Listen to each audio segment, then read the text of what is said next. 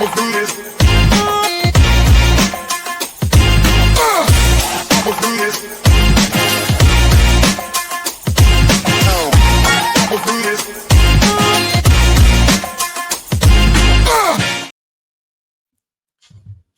hello everyone. Welcome back to my channel. FPL Vincenzo here, and this pod is going to talk specifically about the use of the first free hit. Obviously, we understand now we've got some rule changes, which means that we have 2 of every chip to use this season, 1 in the first half, 1 in the second half of the season.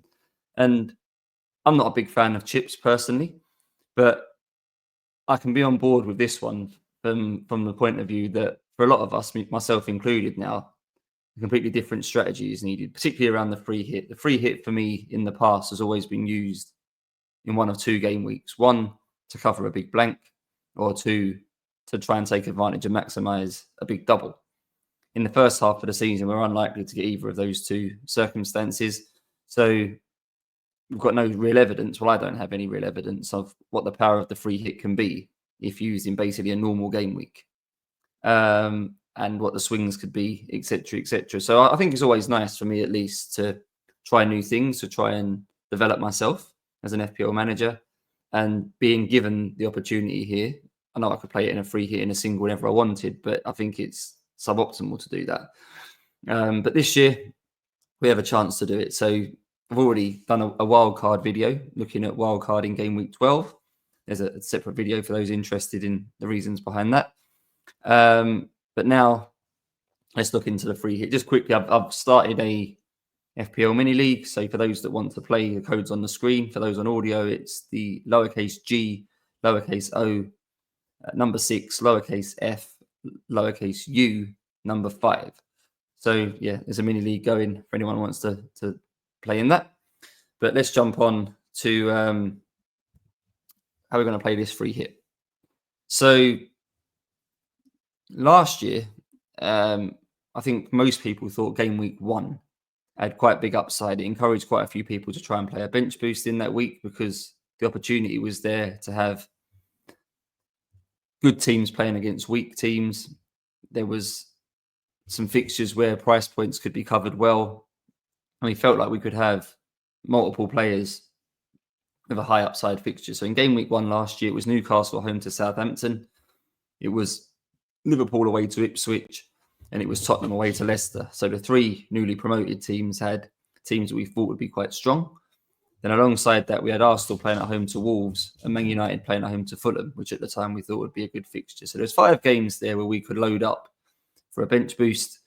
5 games there where we thought there was a big opportunity. And I did quite well in that week. I think my game week rank without a chip was like 250k or something along them sort of lines. So pick the right players, and there's opportunity there.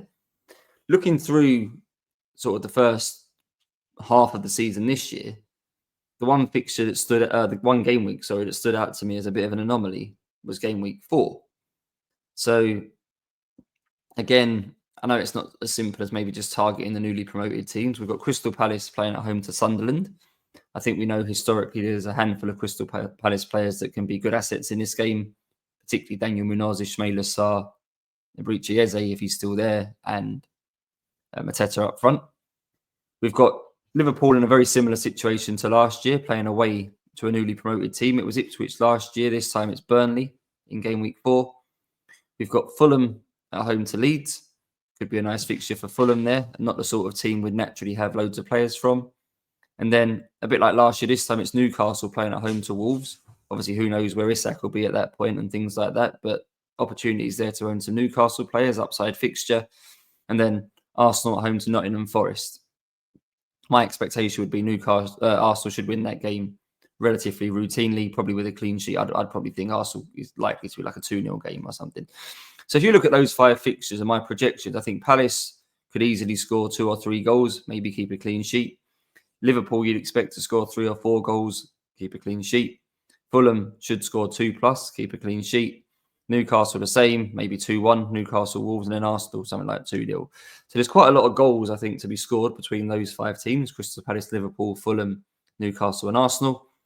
And if you wanted to, there's a couple of other fixtures where sort of more expensive players or players with high upside could do well. You've got the Manchester derby, so City at home to United. If City start well, you'd think they could carry it on there. And then Everton at home to Aston Villa. And maybe there's some Aston Villa players that could do well there. Or maybe Everton players are doing well for this new defensive contributions points that you can get. So immediately those fixtures stood out. And then I sort of looked ahead a little bit more to how many of those players would I likely have in game week 4 anyway. And so I looked at those 5 teams in question, Liverpool, Palace, Fulham, Arsenal and Newcastle, and thought the fixtures either side of that aren't actually very good. So on the screen right now, I've made like a little fixture ticker for the first 7 game weeks. And rather than use 3 colours, I've used 5. So I've got green as what I would call an excellent fixture. Blue is good. Yellow is average. Orange is quite poor. And red, I would say, is quite difficult. And when you look through these 5 teams, there's very few examples of these teams having excellent green fixtures anywhere else in the first 7 game weeks. So Liverpool, again, this is only my description of what I think the fixtures are. You may have different opinions, but I've got Liverpool as having a good fixture. So blue in 2 other game weeks. I've got 2 home games, game week 1 against Bournemouth, game week 5 against Everton. The game week 4 away fixture against Burnley is the clear standout in the first 7 weeks. I don't think they'll do incredibly well away to Newcastle, home to Arsenal, away to Palace, away to Chelsea, which is also in the first 7. This got me thinking, how many Liverpool players do I actually want to start with here? Clearly, in game week 1, there'll be lots of positivity. They've got lots of new signings, lots of exciting. They're at home. I think people will have high expectations. But if you started with 3 Liverpool players, what does it mean for the forthcoming block? Also, I'm the sort of FPL manager that when new things are happening, I'm not always the keenest to go piling into that. So we've got, particularly in the case of Liverpool, we've got 2 new fullbacks signing, not both guaranteed to start game week 1, obviously. But I think the perception will be that Frimpong will be a very different fullback to what Trent Alexander-Arnold was at right back. And I even think Milos Kerkez will be quite different to the current version of Andy Robertson, maybe more like what Robertson was 2-3 years ago. So if Liverpool are going to play with 2 marauding fullbacks, high and wide, they're going to play with 2 wide forwards that play a bit narrower. Maybe the left forward will play a role more similar to what Salah played last year. They've got Wirtz to accommodate somewhere. Will he play as a false 9 or a 10? There's a big possibility here that Liverpool's attack will have 6 players in it. 2 fullbacks, high and wide, 2 wide forwards inside a little bit, then a 9 and a 10. What does that mean for their defensive setup? Will the number 8 be more defensive? Will they put even more pressure on the likes of Konate and Van Dijk to defend 1v1? Will they concede a lot of goals? My perception is Liverpool are clearly a team right now that could score quite a lot. I don't fancy too many clean sheets in this first 7 game weeks, if I'm honest. I wouldn't probably expect them to keep more than 2. It might only be 1. For me, they're a bit of a wait-and-see team at the minute, particularly with these fixtures. Game week 2 away to Newcastle, game week 3 at home to Arsenal. I'm not saying I won't start with any of them. I'm heading more in a direction right now not to start with Mo Salah. That can be a pod for another day, the reasons behind that. But the first 3 weeks, if you look at them as a clump, I certainly wouldn't want 3 Liverpool players for that run. I'd probably only really want a maximum of 1. I don't think I'd chance a defender, even Van Dijk, with the expectation for doing better in terms of these defensive contributions. So no real interest in the defender. Striker-wise, they don't really have one. So it's the midfielders. Do I have one of those? Wirtz, Gakpo, Salah, Szoboszlai, someone like that. We'll get to that. Obviously, nearer the deadline, we'll make a final opinion on that. But realistically, going into game week 4 against Burnley, the most Liverpool players I'll have is 1. Obviously, I'll likely have at least 1 free transfer going into there where I can top up my Liverpool. Maybe I'll have 2 free transfers and I can bring in 2 new Liverpool. But do I really want to bring in multiple more Liverpool? They've got a Merseyside derby game week 5. Not always been the easiest game in the past. And I don't like those 2 away games, particularly in game week 6 or game week 7. So the only game week here really where I'll be a bit nervous about being short-stacked on Liverpool players would be game week 4. And not only that, unfortunately on game week 4, they play on the Sunday. So we won't get any sort of leak around the lineup. But we will have maximum information in terms of who's carrying an injury or anything like that. So it's quite nice for me, I think, to feel like I have my choice of Liverpool players going into there. Those that pick 3 Liverpool in game week 1 and are running through with them, which is a perfectly viable strategy, you'll be, for want of a better word, lumbered with those 3 initial picks for game week 4. Who knows if they'll be due a rest, if they're carrying knocks, if they're just generally prone to rotation. You won't maybe get access to any press conference insights or anything like that around what might be happening. I quite like the thought at the moment of getting the 3 Liverpool players I want in that week. Might be 2 defenders and 1 attacker, might be 3 attackers, who knows? I don't even know at the moment. Right now, we'll have 3 game weeks of evidence by this point to highlight if Liverpool's defence is very open, if Liverpool's attack is firing all cylinders, all these sorts of questions. More importantly for me, I think it's if I'm likely not to start with Mo Salah, which is my plan right now, then game week 4 is obviously the week where he's got the highest ceiling, you would think. And I can get him in for game week 4, captain him, and not run the risk of those that have had him all the way through. What's his ownership going to be in game week 4? His EO is going to be 150% plus, I would imagine. So do I really want to be taking that on in that particular week against Burnley? No, I don't. So it gives me an easy route to get to Salah. So, yeah, firstly, Liverpool, I think game week 4 for me is the only week I'd be desperate to own them in the first 7. The free hit allows me to do that. Same somewhat true for Crystal Palace. Now, if you would have said to me before the fixtures come out, which team would you like to have 2 or 3 players from to start the season? I think it'd be them, because I think Munoz is well priced at 5.5. Based on what I know right now, I think he's likely to end the season with the most points from that price bracket. I think Mateta's a valid forward at that price point. We saw how Eze ended last season. I think his price is fair. Ismail Assar, I've said on a couple of pods already, I think has quite a high ceiling and is someone who's probably a bit underpriced. I'm surprised he's lower than the likes of Semenyo and Rodgers. I think his capability is in line with them. So the fact he's cheaper makes him possible. But again, we've got some unknowns with them. Is Eze still going to be a Palace player, or will he have moved to Arsenal? We should know by game week 4. Munoz, I think, is fine, but the first 3 weeks, not incredible. I think it's, again, okay to start with him. But at the moment, he's not in my draft for game week 1. But I certainly want him at home to Sunderland in game week 4. And you look at the group of 7 game weeks as a whole here, and you've got, again, the 1 green fixture, which is the Sunderland game. You've got 2 blue fixtures, game week 2 at home to Forest, which is okay, and game week 5 away to West Ham. A couple of sort of tricky-ish away games with Aston Villa and Everton, and then 2 other games with Liverpool and Chelsea. Again, if you ask me now how many Crystal Palace players would I be keen to start with here, I think it'd only be 1. I think Munoz is the only one that I'd be open-minded enough that he's just a set-and-forget pick. You play him every game week and see what you get out of him. He could get returns at any time. But the likes of Eze, the likes of Sarr, the likes of Mateta, I think there's better at their price points if you look at the first 7 weeks combined. But if you're looking at game week 4, you clearly want, I think you'd want 3 Palace players based on what we know about Sunderland. Obviously, they've been busy in the transfer market. But right now, we still have to assume they're one of the weaker teams in the league. While they bed into the Prem, the new players all start to gel together. We don't quite know the overall quality of that team, how the manager's tactics sort of fit into the Prem, etc., etc. So I'm open-minded. I'm not saying it's clearly outright target Sunderland. But again, without any evidence, I think you look at the fixtures now and think that's a week I'd like 3 Palace players. I'm not going to have any. So the 2 strongest fixtures, I think, in this week are Liverpool and Palace. And realistically, right now, my current draft doesn't have any players in from either of those 2 teams. Now, you may think that's a bit crazy, not having no Liverpool players in game week 1. But I don't have any right now.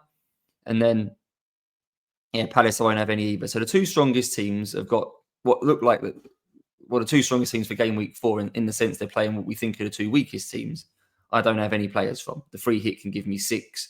And what's quite nice as well, where Liverpool players are obviously a bit pricier, Palace players are more than affordable, especially someone like Sarr at 6.5 million. So Palace offset Liverpool a little bit here, that your balance, the overall budget stretches a little bit further, because it's not like you're trying to load up Liverpool, City and Arsenal players all together, and obviously that becomes unaffordable. Palace players are fairly priced. Same can be said about Fulham. So arguably of the 3 teams, their first 7's the worst of the lot. They've got a load of what I'm putting as average yellow fixtures: Brighton away, Man United at home, Bournemouth away, tricky away games with Chelsea and Villa, reasonable home game against Brentford. But the money game, shall we say, based on what we know right now, is this game with Fulham. game with Leeds in game week 4. Again, Raul Jimenez, not incredibly highly priced. Bernd Leno is a capable goalkeeper, as we know. Joachim Andersen looks like he could be someone that does well for the new defensive contributions. Anthony Robinson has his moments. Things like that. There might be a new signing or two before then. Maybe they'll sign a Harvey Elliott or a Dewsbury Hall or someone like that, which will strengthen them again. So I'm open-minded again, not desperate to own Fulham in game week 4. I certainly don't think I'll own 3 Fulham players in game week 4, or certainly not in the starting lineup. I might bench a couple. But we're open-minded enough here to think that 1 or 2 Fulham players are possible. And there's literally no chance I don't think I'll have a Fulham player in my game week 1 team. So another reason to pay the free hit. And then we've got Arsenal and Newcastle. So Arsenal, I think, are a very tricky team from game week 1. I think you can have multiple of them, particularly with game week 2 in mind. Gyökeres, I think, will be popular just because he's new, shiny new toy to the game. Saka is obviously Saka. Couldn't put people off owning him if they think he's got high upside. A defender is reasonable as well because I expect them to keep the most clean sheets this year. So there'll be plenty of managers that think they're avoidable for the first 6 game weeks Arsenal, and I couldn't disagree with that. There'll be some that will have a sprinkling of them. There'll be some that might even triple up. And I think all of those plans are viable when it comes to Arsenal in game week 1. For me at the moment, I only have 1 defender. I'll do another pod down the line around their attack and what I think in the early game weeks. But for now, just the 1 defender. So again, what do I think for Arsenal Forest? I'm very positive that this will be a clean sheet for Arsenal. Obviously, I don't know the exact lineups and things like that, but it feels like tactically and matchup-wise, a sort of game Arsenal should do well, should win quite comfortably. Arsenal will have a lot of the ball. Forest will let them have a lot of the ball. And Arsenal just need to do a good job at managing the transitions and counter-attacks, which I would expect them to do. I wouldn't be against going into this game week with triple Arsenal defence, or certainly double Arsenal defence, and one of the attackers, if Gyökeres starts well, Saka's becomes necessity, all these sorts of things. So, a bit like what I've said about Liverpool and Palace, I'll be short-stacked here, I think, for Arsenal in game week 4 in a week where I think their ceiling is quite good. And particularly immediately around this game, Arsenal's fixtures are quite poor. Liverpool away in 3, Man City at home in 5, Newcastle away in 6. You look at that block of 4 fixtures, you don't really want Arsenal players. But me personally, I think game week 4 is really strong. So I can get them on the free hit and then obviously not have them again. Then reconsidering game week 7 to bring them in for a longer run, which starts with West Ham at home. And their run from 7 to up to 11 is really healthy. And then the wildcard game week 12 shifts them out again. So that's the loose plan around Arsenal, not to start with them. Except that in game week 2, the home game with Leeds, for a lot of managers, that might be a good captaincy week for an Arsenal asset. For me, I think there's still a few things I want to see, particularly if Gyökeres starts, particularly around how many minutes he's getting, particularly around how he's fitting into the team, etc., etc. Even if I owned him in game week 2, I don't think I'd trust him enough to captain him. So different plan needed there. But by game week 4, we'll have a few more weeks of data. I might make a more conclusive opinion on Arsenal in general and him in particular at that point. Final team is obviously Newcastle here. Not quite sure where I stand with them right now. Obviously, Isak conundrum rumbles on where he's going to end up, if he's going to be there for game week 1. Certainly if he's going to be there by game week 4, but particularly around whether he moves to Liverpool or not. Again, too much unrest, too much sort of unknown for me at the minute to start with. Then the fixtures aren't great for the first 2 weeks either. Aston Villa away, Liverpool at home. If we get a bit more clarity on a few things by game week 3, you could bring them in for Leeds away. There'll be a team that some people might choose to captain again. You can have them in place then for this game week 4. I'm not massively sold on the 5 and 6 games though, either away to Bournemouth and at home to Arsenal. So the 5th team here that either side of game week 4, I'm not overly desperate to own. If you look at the first 7 as a whole, there's other teams like Chelsea, like Aston Villa, who and maybe even Man City to a point, that I'd rather have multiple players from for the first block of games, first 6-7 game weeks. It's not these teams. If you choose to have a couple of Liverpool players, a couple of Arsenal players, maybe 1 or 2 Palace players, you'll probably be fine. But if you're chasing upside early on, I don't think it's from these teams. So again, looking at my draft right now for game week 1, and it is only like a first draft. I haven't shared it, but I don't have any Liverpool players. I don't have any Crystal Palace players. I don't have any Fulham players. I have 1 Arsenal player and no Newcastle. So I've only got 1 player from these 5 teams, and I've highlighted them as the strongest 5 in game week 4. that needs to be addressed. I think it's accepted in FPL that you're not going to have the best team every week, and some weeks are more sort of damage limitation, and accepting that you're going to be sort of a game week ranked 3 million sort of territory, where I think I did a pod before when I used to pod with Man On, that if you can get a game week rank of 1 million every week, you'll probably win FPL. So my goal most weeks is to try and achieve something between 1 and 2 million. Obviously, if you've got a really big upside week, you might look to get top 500k, top 250k, etc. But if you can sort of not have the really awful weeks, sort of 7, 8 million ranks, that's the one. Looking at what my team could be in game week 4, based on what I'm going to start with in game week 1. So we'll have a couple of transfers to address a few parts of that. But I wouldn't be very confident here that my game week 4 team, without the free hit, would probably achieve a ranking in the top 3 million. I'm looking probably realistically at something like 5 million, because I won't have Liverpool, I won't have Palace, I won't have Arsenal. And there's upside in those games. So that's my reasoning. For those that are starting with Salah, it might not work for you. But I'd ask you to sort of question yourself whether that's, do you really want Salah, or how much do you want him for the first 7 weeks? If you played the free hit in game week 4, how much do you desperately want him for the other 6 weeks? And just look at what the power of this free hit could be. Because I say cost-wise, I think it's healthy. You've got Liverpool and Arsenal, where the assets you want are maybe more expensive. And then Palace and Fulham running against that, where the assets you want are probably a little bit cheaper. And so between those 4 teams, you should be able to spend 100 million quite well. And I think this is the ideal solution, really, to not start with Salah in game week 1. I don't know if I'll get around to doing pods individual on all of the first lot of chips. So I've just put a little sort of takeaway section here at the end of this pod, just to share some thoughts in case I don't get the chance to talk about them in more detail. So yeah, the wild card for me, I like the thought of playing it in game week 12. Lots of people, I think, are coming around to the idea now of game week 13 because of that fixture swing. It makes sense. Just as a little recap for those that haven't seen the full wild card pod, in game week 12, the players you want in game week 13, the fixtures in 12 aren't horrible, and they're certainly on par with what the likely template would be running into game week 12. So there'll be teams that you naturally want from game week 7, 8, 9, 10, 11. Their fixtures in 12 aren't incredible either. So just by playing that wild card a week early, you're probably not losing anything in terms of the fixture difficulty. You might get a couple of extra players for a little bit cheaper, because by game week 13, everyone's going to want to bring them in. So if you bring them in game week 12, you might save 0.1, maybe even 0.2 on a couple of those players. It soon adds up when you're talking about changing 10, 11 players in your squad. I'm not saying you'll save necessarily $1 million in team value, but I'd certainly think by playing the wild card a week early, you've got a good chance of saving sort of 0.5, 0.6, something like that in the players. That might allow you one extra premium or one extra better player. So be open-minded to play the wild card a week early. I think the triple captain for me is likely to be used somewhere after my wild card.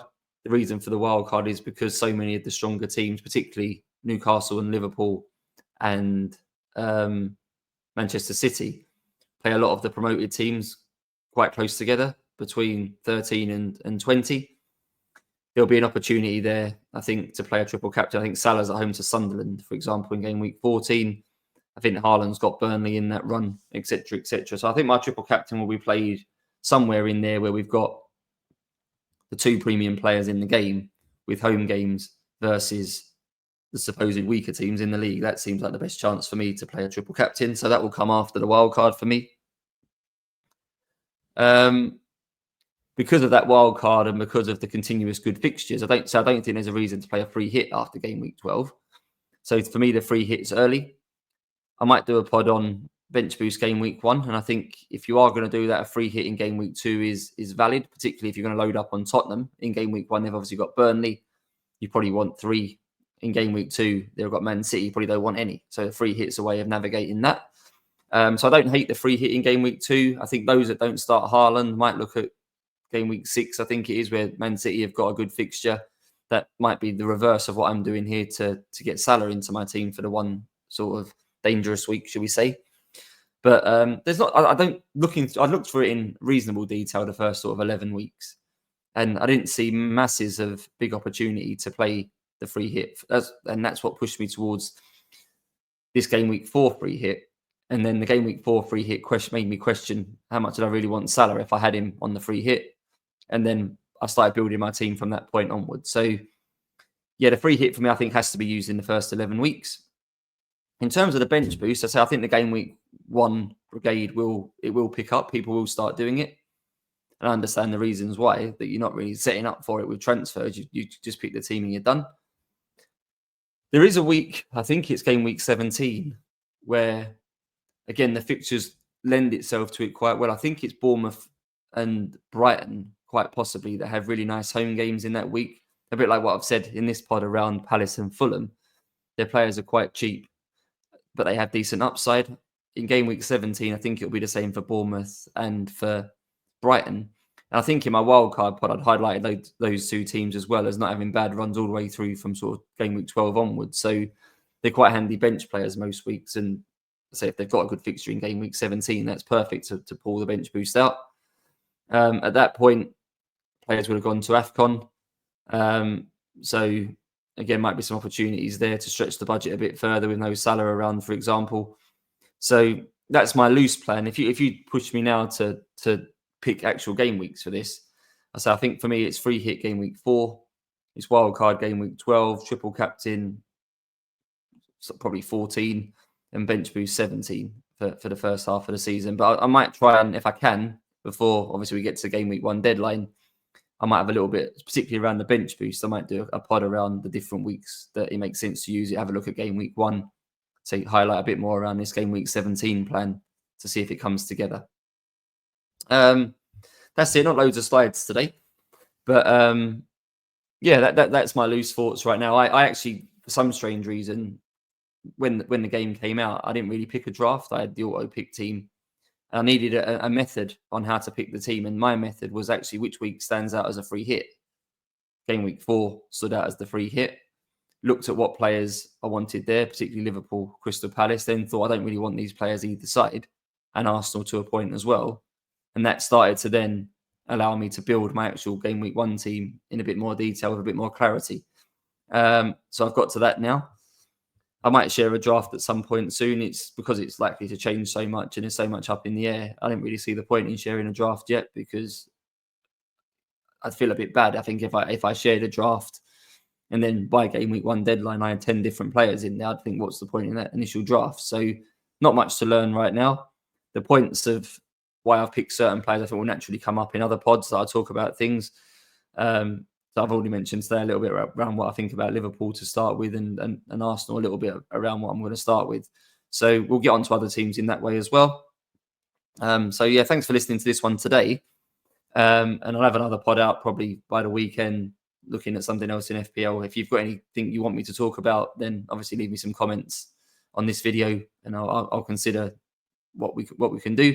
And the mini league code, just to repeat, is lowercase g, lowercase o, number 6, lowercase f, lowercase u, number 5. So thanks for listening, and until next time, we'll see you soon.